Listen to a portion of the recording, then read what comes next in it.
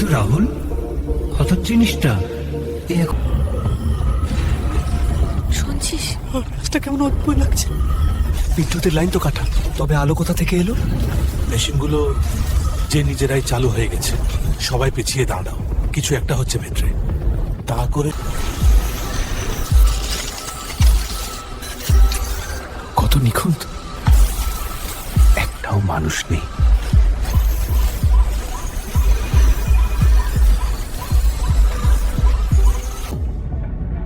এটা এটা তো শহরটার মতো লাগছে, কিন্তু অনেক আলাদা। জেন, সামনে কি হতে যাচ্ছে? তা দেখাচ্ছে। এটা সত্যিই নাকি?